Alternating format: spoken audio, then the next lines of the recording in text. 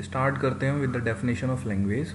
Language क्या है कि it is a mean of communication. ये डेफिनेशन जो है यानी कि जो ये एस्पेक्ट है ये हमारा दिया था किसने? ऑर्डिनरी पीपल्स ने। और as per the linguistic peoples यानी कि जो भाषा वैज्ञानिक हैं वो क्या बताते हैं कि जो लैंग्वेज है वो it is a pairing of grammar and dictionary. ठीक, तो ये लैंग्वेज के क्या है, ये दो एस्पेक्ट हैं। ये दोनों एस्पेक्ट ये चीज़ क्लियर करते हैं कि किसी भी लैंग्वेज में जो स्पीकर्स थे वो बाद में आए हैं, पहले उससे पहले क्या आई है? डिक्शनरी और उसकी जो ग्रामर है। ठीक, यानी कि किसी भी लैंग्वेज के लिए सबसे पहले उसके रूल्स एंड रेगुलेशन बनाए गए, फिर उसके बाद ही उसको बोलने वाले हैं, यानी कि जिनका नाम क्या है? स्पीकर्स। इसके अलावा क्या है कि जो लैंग्वेज है ये किसी भी इंडिविजुअल की क्या बताती है? आइडेंटिटी बताती है, यानी उसकी पहचान बताती है। अगर कोई एक इंसान है वो पंजाबी बोल रहा है यानी पंजाबी भाषा वो बोल रहा है, तो वो लैंग्वेज ये रिवील करती है कि हाँ ये इंसान क्या है? ये पंजाबी इंसान है।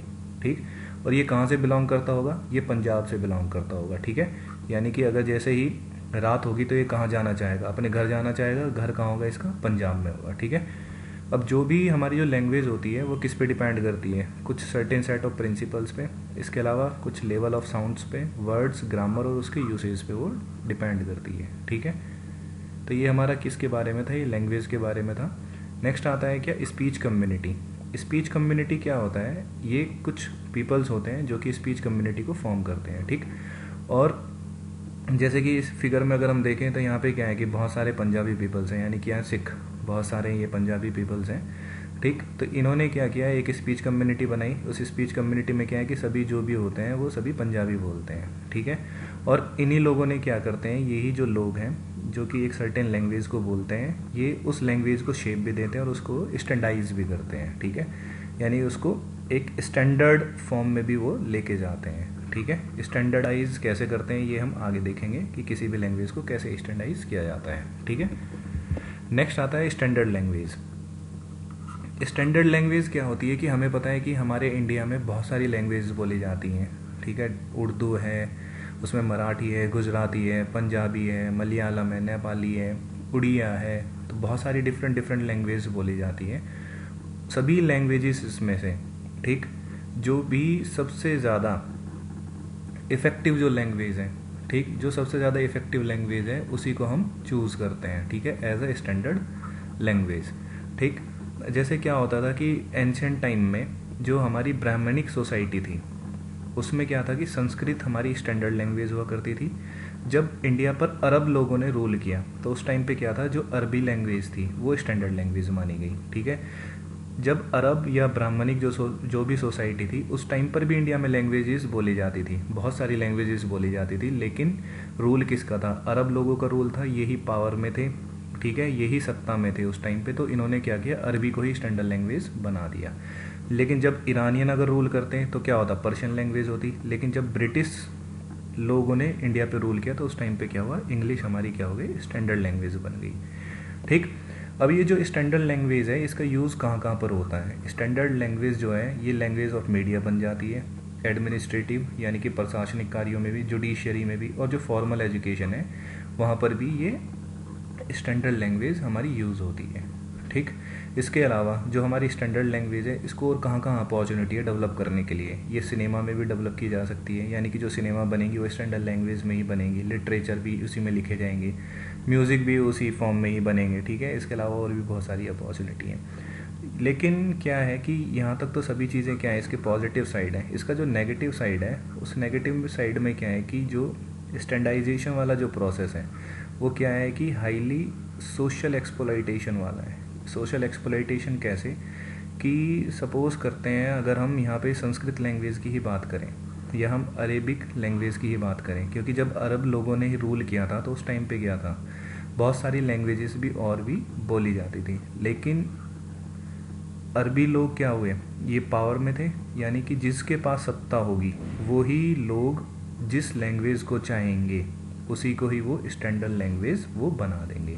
तो इस तरह से बाकी जो लैंग्वेज है उनको क्या हुआ? एक्सप्लॉइटेशन हो गया है, चाहे वो बहुत ज़्यादा मास में वो बोली जाती हो, ठीक, चाहे वो कितनी ही ज़्यादा फेमस रही हो किसी भी फॉर्म में, चाहे वो लिटरेचर की फॉर्म में, चाहे सिनेमा की फॉर्म में। लेकिन जिस लैंग्वेज को बोलने वाले लोग बहुत ज़्यादा पावरफुल होंगे या पॉलिटिशियंस होंगे या पॉलिटिकल पावर होगी या कॉरपोरेट पावर उनके पास होगी, तो वही लोग उस लैंग्वेज को ही प्रीफर करेंगे। तो ये चीज़ क्या होती है, हमारी स्टैंडर्ड लैंग्वेज है। इसके अलावा अगर हम देखें कि सोशल एस्पेक्ट क्या है लैंग्वेज का, सोशल एस्पेक्ट लैंग्वेज की अगर हम बात करें तो इसमें क्या होता है कि हम सोसाइटी और लैंग्वेज को देख के चलते हैं। जो हमारा बच्चा है वो क्या है, यूनिवर्सल ग्रामर के साथ वो पैदा होता है, ठीक है। वो उसमें क्या होता है, यूनिवर्सल ग्रामर उसके पास होती है, ठीक। लेकिन जो चाइल्ड होता है वो क्या करता है, अपनी सोसाइटी से और अपने इन्वायरमेंट से सुनकर ही वो भाषा को क्या करता है, सीखता है। और जब वो भाषा को सीख रहा होता है, ठीक है, भाषा को जब वो सीखता है तो उसमें वो कोई ग्रामर का ज़्यादा यूज़ वो करता नहीं है, ठीक है। इसी के साथ अगर हम देखें जो भी लैंग्वेज है सोसाइटी में, हर 15 से 20 किलोमीटर पे वो लैंग्वेज क्या होती है, चेंज होती है। यानी कि जो बोलने का तरीका है वो क्या होता रहता है, चेंज होना स्टार्ट हो जाता है, ठीक। और ये चीज़ क्या करती है, ये चीज़ आइडेंटिटी को डिस्क्लोज करती है, ठीक। जैसे कोई एक इंसान है, वो अगर ए पॉइंट पर है और बी पॉइंट पर उस डिस्टेंस, यहाँ पे एक अलग सोसाइटी है, यहाँ पे एक अलग सोसाइटी है, ठीक। तो यहाँ के लोग किसी सेंटेंस को अलग लैंग्वेज, जो लैंग्वेज है उसको क्या करेंगे, अलग तरह से प्रोनाउंस करेंगे, और यहाँ पर क्या है वो दूसरी तरह से प्रोनाउंस करेंगे। तो जो उनका वे ऑफ प्रोनाउंसिएशन है वो चीज़ ये बता देगी कि हाँ भाई ये इस सोसाइटी में और ये इस तरह के लोग हैं या ये लोग हैं, ठीक है। तो ये लैंग्वेज जो है हर 15 से 20 किलोमीटर पे क्या होती है, चेंज होती है, ठीक। अब क्वेश्चन ये आता है कि क्या कोई भी जो एक इंसान है वो किसी एक लैंग्वेज में बिल्कुल ही परिपक्व हो सकता है, प्रोफिशिएंट हो सकता है। तो इसके दो एस्पेक्ट है, वो हो भी सकता है और वो नहीं भी हो सकता है। अगर हम एक छोटे से बच्चे की बात करते हैं तो वो क्या है कि वो प्रोफिशिएंट है फुल्ली अपने लैंग्वेज में, क्या है कि वो बिल्कुल ही प्रोफिशिएंट है, यानी कि उसको बेसिक ग्रामर भी आती है और उसको बेसिक वोकैबुलरी भी आती है, ठीक है। लेकिन अगर हम एक अडल्ट चाइल्ड की बात करें तो वो कभी भी किसी भी लैंग्वेज में प्रोफिशिएंट नहीं हो सकता, ठीक है। उसे डेली नए वर्ड्स यूज़ करने हैं, ठीक, उसको डेली नए एक्सप्रेशंस यूज़ करने हैं, सीखने पड़ती हैं हर चीज़ें, उसको डे बाय डे उसको कुछ ना कुछ चीज़ें उस लैंग्वेज में सीखनी पड़ती हैं, ठीक है। तो इसके दो एस्पेक्ट हैं, छोटा बच्चा है वो प्रोफिशिएंट है, लेकिन जो अडल्ट है वो क्या है, वो प्रोफिशिएंट नहीं है। अब हम बात करते हैं इंडियन लैंग्वेजेस की। इंडियन लैंग्वेजेस में क्या है कि टोटल वर्ल्ड में क्या है 5000 लैंग्वेज बोली जाती है नियर अबाउट। उसमें से भी क्या है कि जो 1/3 जो लैंग्वेजेस हैं वो क्या है, वो इंडिया में बोली जाती हैं, नियर अबाउट 1600 बोली जाती हैं, ठीक। जो 1961 सेंसस था, लैंग्वेज सेंसस ऑफ इंडिया, उसने क्या आइडेंटिफाई किया था कि हमारे इंडिया में क्या है 1652 मदर टंग्स हैं, और इन सभी मदर टंग्स को उन्होंने क्या किया 193 लैंग्वेजेस में उन्होंने क्लासीफाई कर दिया, ठीक। अब जो हमारा 8th जो शेड्यूल है कॉन्स्टिट्यूशन का, ठीक, उसमें क्या है कि 22 लैंग्वेजेस उसके अंदर हैं, और यही सभी हमारी जो 22 लैंग्वेजेस हैं ये हमारी क्या है, मेजर लैंग्वेजेस हैं ऑफ इंडिया। पहले क्या थी, पहले 14 लैंग्वेजेस थी, फिर बाद में क्या हुआ, अमेंडमेंट होने के बाद कुछ प्रोविजंस ऐड किए, फिर वो 14 से कितनी की गई, 22 उसमें वो लैंग्वेजेस कर दी गई। नेक्स्ट हम देखते हैं कि लैंग्वेज फैमिलीज़ कितनी है इंडिया की और कौन कौन से उसके लिंग्विस्टिक एरियाज़ हैं। तो हमारे पास क्या है कि जो इंडिया में 4 लैंग्वेज फैमिलीज़ हैं। पहली है इंडो आर्यन, सेकंड द्रविडियन, थर्ड है Tibeto Burman and fourth one is Munda. तो ये कहाँ कहाँ बोली जाती है इंडो आर्यन जो लैंग्वेज फैमिली है, ये कहाँ कौन कौन से स्टेट्स में है। तो कुछ ये स्टेट्स हैं जहाँ जहाँ पर इंडो आर्यन फैमिलीज़ की लैंग्वेजेस बोली जाती हैं।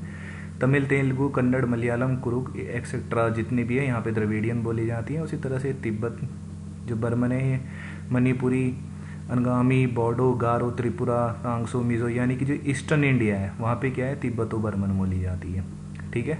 और ये मुंडा वाला एरिया है जहाँ पे ये मुंडा फैमिलीज़ की जो लैंग्वेज है वो है, ठीक।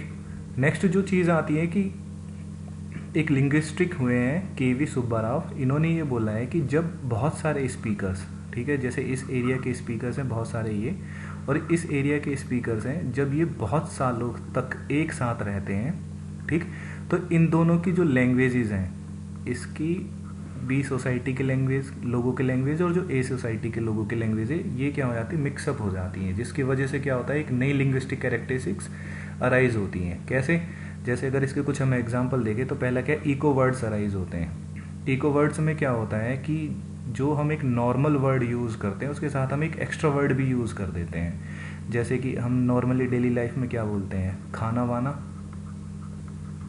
ठीक। तो जो ये फर्स्ट वर्ड है ये क्या है, हमारा मीनिंगफुल है, लेकिन जो ये सेकंड वर्ड है ये क्या है, एक्स्ट्रा है, नॉन मीनिंगफुल है, मीनिंगलेस वर्ड है। इसके अलावा अगर हम बोल देते हैं क्या कि पानी सानी, ठीक, तो ये क्या है, अगेन पानी क्या है, एक मीनिंगफुल है, ये क्या है, मीनिंगलेस। तो इको वर्ड्स अराइज हो जाते हैं। इसके बाद क्या है, रीडुप्लीकेटेड वर्ड्स अराइज होते हैं। और ये रीडुप्लीकेटेड वर्ड्स हमारे क्या है कि नाउन हमारी फिर से रिपीट हो सकती है, एडजेक्टिव, एडवर्ब वगैरह ये सब क्या है, फिर से रिपीट हो सकते हैं। ठीक, जितनी भी हमारी इंडियन लैंग्वेजेस हैं उसमें नाउन, एडजेक्टिव, एडवर्ब ये सभी रिपीट हो सकते हैं। कैसे कि अगर हम नाउन की बात करें तो हम देखते हैं कि हिंदी में हम क्या बोलते हैं, घर घर। ठीक है, ये तो घर घर की कहानी है। तो इस घर घर की जगह हम क्या यूज़ करते हैं, एवरी हाउस। ठीक, तो ये रीडुप्लीकेटेड वर्ड हो जाते हैं। अगर हम देखें at the level of sounds, at the level of sounds में क्या है कि जितनी भी इंडियन लैंग्वेजेस हैं उसमें क्या है, रेट्रोफ्लेक्स साउंड्स हैं। रेट्रोफ्लेक्स साउंड्स का मतलब क्या होता है कि सीधी स्ट्रेट लाइन में साउंड नहीं चलती है, वो थोड़ी क्या है, तोड़ी मुड़ी साउंड है। जैसे कि अगर हम किसकी बात करें, तवर्ग की बात करें, ठीक, तो अगर इसमें देखेंगे तै, थे, धै, इस तरह से क्या है, ये हमारे वर्ग हैं। इसमें जो ये अल्फ़ाबेट्स हैं ये वाले, इसके इस वाले में तै, थे, धै, धै है, तो ये तवर्ग हैं। तो इसमें जो साउंड है वो क्या है, रेट्रोफ्लेक्स साउंड है। इसके अलावा अगर हम देखें कि जितनी भी इंडियन लैंग्वेजेस हैं उसमें क्या है कि पोस्ट पोजीशन है। और अगर हम इंग्लिश में देखें तो इंग्लिश में क्या है कि उसमें प्री पोजीशंस हैं।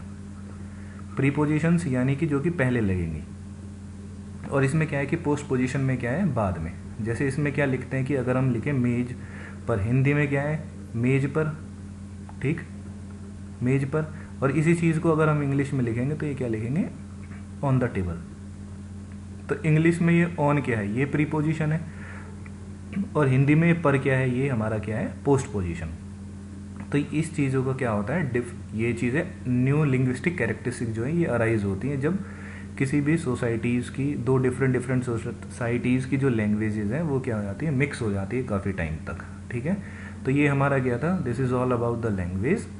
ठीक, तो इससे ज़्यादा और कुछ इसमें ज़्यादा इम्पोर्टेंट है नहीं। ठीक है, आई होप आपको ये लैंग्वेज के बारे में कंसेप्ट आपका ये क्लियर हुआ होगा। Thank you.